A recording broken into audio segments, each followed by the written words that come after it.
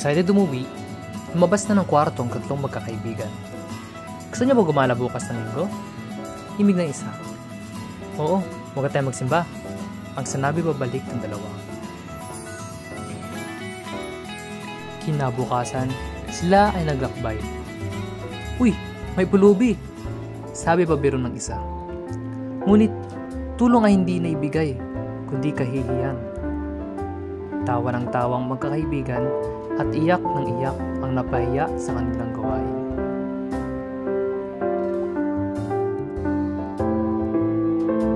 Kumain muna ang magkakaibigan bago pumunta sa kanilang destinasyon.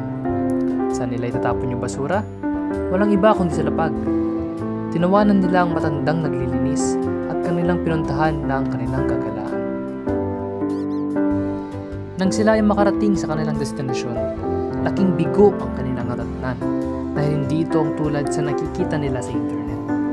Kaya tinawanan nila ng tinawanan na statue nang hindi nila kilala at alam ang simbolo nito.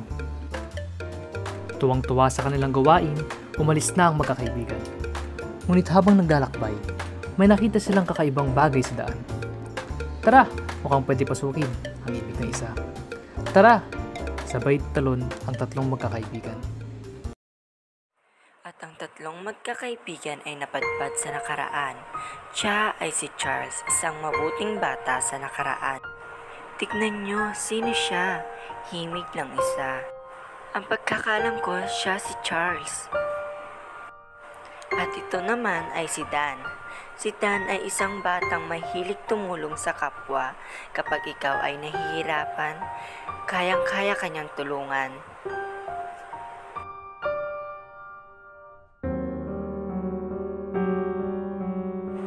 Asan na si Charles? Sabi ng isa. Tara, maglakad-lakad muna tayo, baka makita natin siya.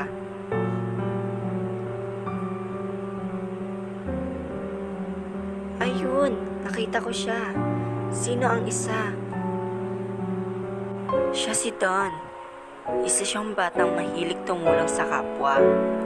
At isa siyang matalik na kaibigan ni Charles.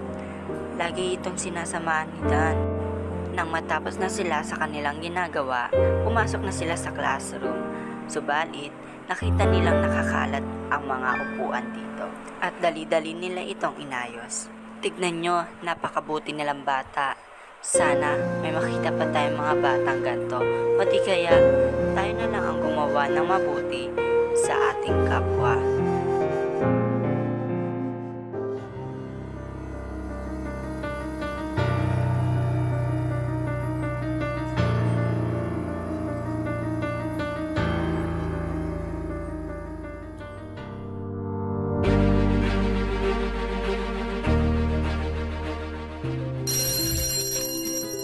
Nang umuwi sa eskwela ang magkakaibigan, ibang-iba na ang kanilang pananaw at nararamdaman. Tara, magsimba tayo sa linggo. Imig ng isa. Tara, sabi ng dalawa. Kinabukasan, ibang-iba na ang kanilang pinuntahan, hindi na tulad noon. Tuwang-tuwa, ligayang-ligaya, sila na ay pumasok sa simbahan. Parang nakumpleto ang araw ko imig ng isa. Unti-unti sila ay nagpapakita ng maka-Diyos na katangian. Tara, may naisip akong gawin, sabi ng isa. Binalikan nila ang mga lugar na kanilang ginalaan noon. Ngunit, imbis na pagtawanan ng matanda, pinakita nila ang kanilang pagiging makatao sa pamamagitan ng pagtulong at pamimigay.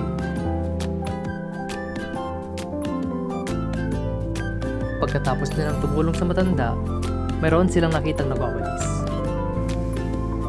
Uy, tulungan nga natin. Tara, tara, sabi niya ng lahat. Imbis na dumagdag sila sa kalat tulad ng dati nilang nakagawian, sila ay tumulong para makabawas ng kalat. Paunti-unti, na ipapakita nila ang katangian ng pagiging makakalikasan. At sa wakas, nakarating na sila sa kanilang destinasyon.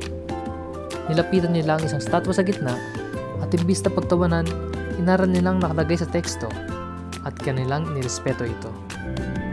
Ngayon at hanggang sa kinabukasan, taglay na nila ang 4 na katangian na dapat mayroon ng Pilipino. Maka-Diyos, makatao, mga tao, mga kalikasan, at higit sa lahat, makabansa.